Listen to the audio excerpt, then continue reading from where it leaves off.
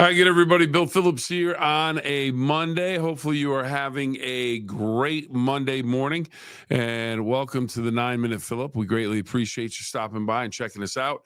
It's like a little stream of consciousness. Whatever you want to talk about, please make a comment, and we will talk about that. We do that just about every day. We'll talk just about everything. A little bit of everything, a little bit of nothing. It's just kind of fun to talk about what's going on in the world. So what you want to talk about is what we'll talk about. And on this Monday, we have to talk about always Valley Converting. Want to thank them, our sponsor for the 9-Minute Phill-Up. We'll greatly appreciate it. Mike Biasi and the crew in Toronto, Ohio, the Gem City, T-Town. They have your paper products at heart. They want to take care of your paper products. You want to recycle your paper products, help the environment out, move them along, give them a new life. Well, they can do that at Valley Converting, and we greatly appreciate all the work they do. Every piece of paper has a story. What if that story didn't end when you were done with it? At Valley Converting, we turn your old paper products into recycled paperboard, continuing the story. Locally owned and operated in Toronto, Ohio, bringing your paper to Valley Converting isn't just about recycling. It's about supporting a cleaner, greener future for all of us. We are here 5 days a week to help you make some green by going green. And remember, recycle for your future.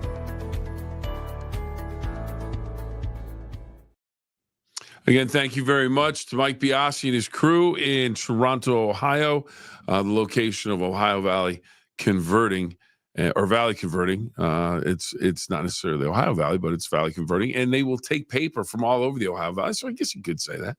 I guess that would be fair, but they want to recycle the paper products, and they can do that. Give them a call. They will take care of you. So one of the things we talked about last week at great length, we talked about it on Off the Races podcast. We talked about the Preakness Stakes in Baltimore, Pimlico Raceway.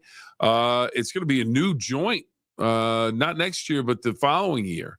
So Pimlico being shut down right now, and they're going to redo the grandstand, new buildings. A whole bunch of stuff is going to go on there. They're going to have a massive upgrade. But one of the things you can't have an upgrade over is a sensational race on Saturday. Journalism wins the race. We talked about journalism with Mark Patterson of Mountaineer, the race analyst at Mountaineer, and he is 2 for 2 so far in the Triple Crown races. Went with sovereignty and journalism. Sovereignty in the Run for the Roses, the Kentucky Derby, and he was right on that one. Journalism was second. And this week, he said journalism was the class of the field, and it proved to be correct. And it proved to be an unbelievable finish for journalism. It was kind of pinned on the inside during the race, and then at the very end had to squeeze between two horses. The three horses came together. It's amazing that nobody went down, but he squeezes through, and then he's still behind where you're thinking he's not going to make it. He doesn't have enough time. And all of a sudden, and Mark talked about this in week 1 for the Kentucky Derby, and then this week leading up to the Preakness, about how his speed ratings when he runs, journalism is faster than anybody on the track. And it's not even close. And you saw that because he closed down the lead and ended up getting to the finish line first. And it just was a sensational finish to the race. And just a fantastic race. Now, the one thing I'm not bringing up quite a bit is Pay Billy, because Mark told me, he goes, you're just going to make a donation. I didn't get crazy. I think I might have put $10 on Pay Billy, and I knew right away after they opened the gates and he went basically the back of the pack. It was kind of mid-pack for a little bit, and I thought, oh, maybe, and then no. So journalism was the pick, and journalism came up the winner in just what I thought was a sensational, entertaining Preakness Stakes, and now they will move on to the Belmont Stakes, the final jewel of the Triple Crown, and we will wait and see if we will have another showdown between sovereignty and journalism. Sovereignty and journalism, they went at it in the Kentucky Derby, and it was sovereignty coming up with the win, and you winning over journalism, finished second.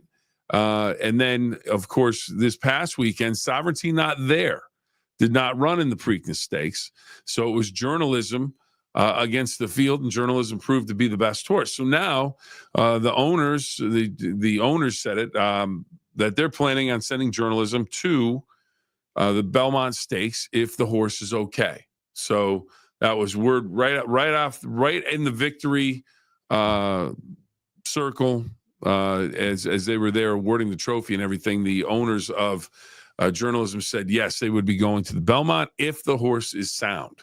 So if the horse is sound, had no ill effects from the run at the Preakness Stakes, look for Journalism to be at the Belmont. And then Sovereignty skipped over the Preakness to make sure it's okay.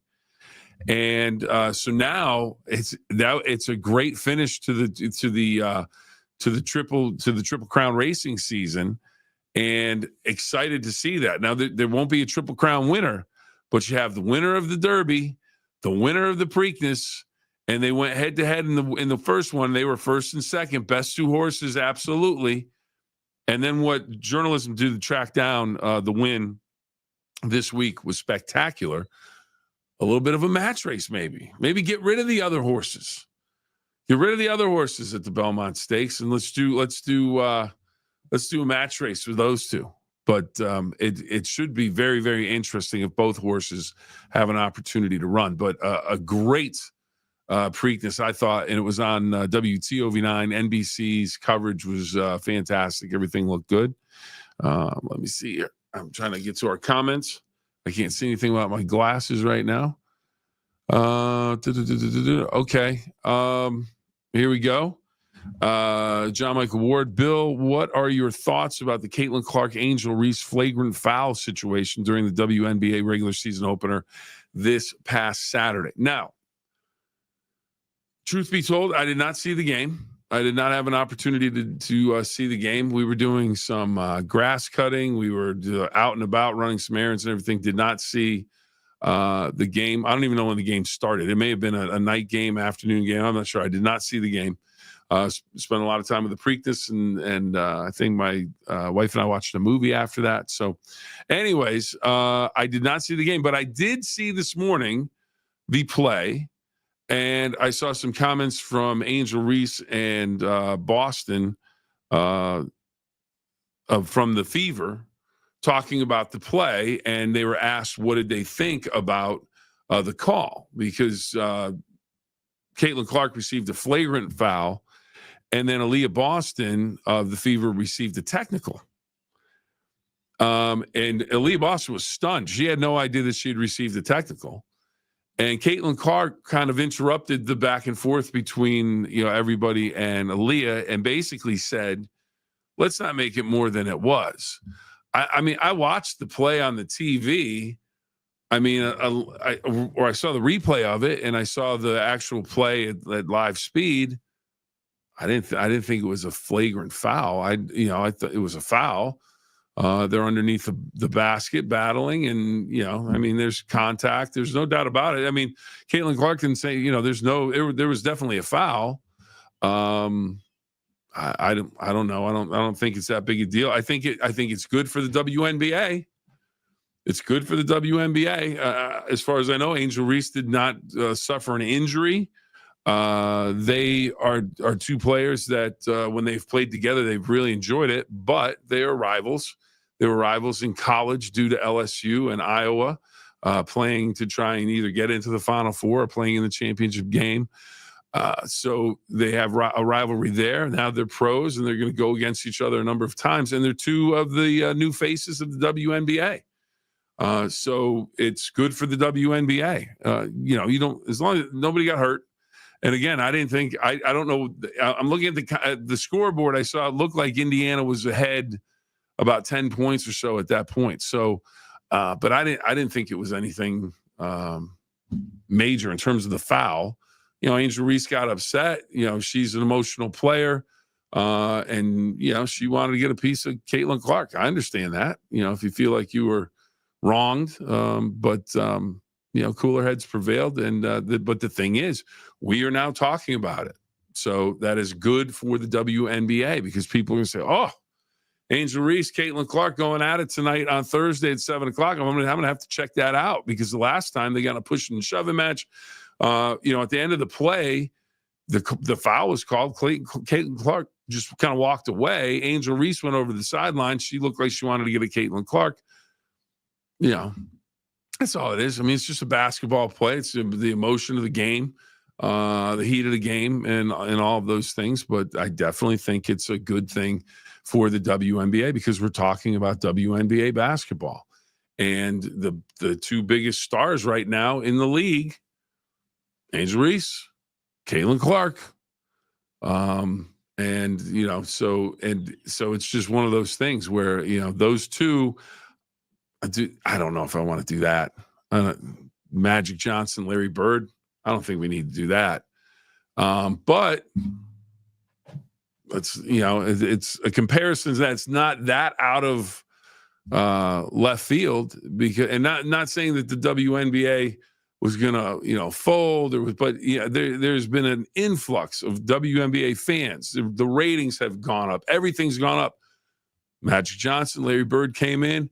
The ratings went up. More fans were watching the NBA back in the day. So are there some comparisons we can make?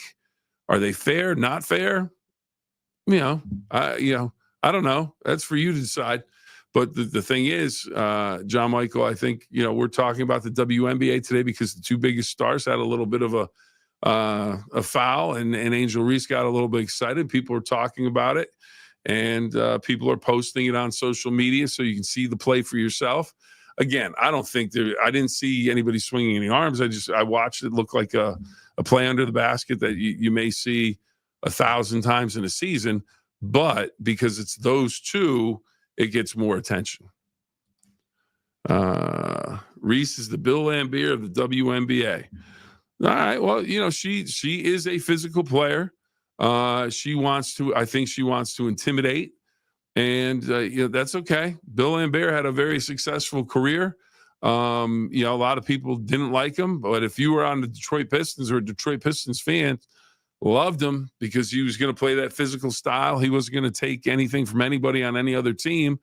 And Angel Reese, she's showing that she's not going to take anything from any other team. So she's in the right city too, Chicago. You play a little gritty basketball. She's going to get your rebounds.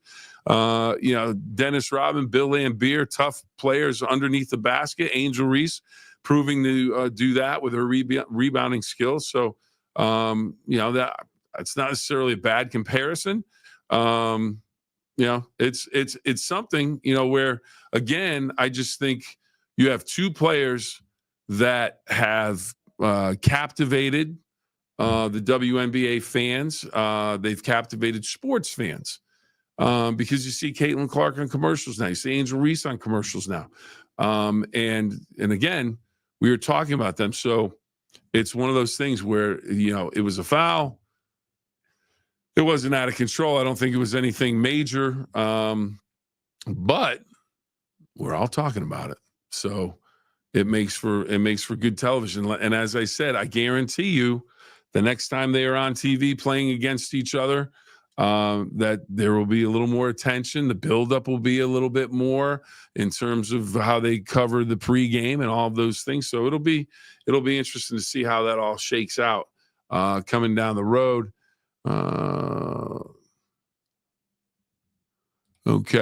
John Michael adding this. There's also a report that the Chicago Sky is investigating racial slurs, comments made following the game on Saturday. If that is true, I don't know that to be true. I did not see the game. I have not read anything about the game. I just saw the clip of the foul. That could be racial slurs from fans. That could be, other play. I don't know. I can't comment on that because I don't know. We'll have to see how that all plays out.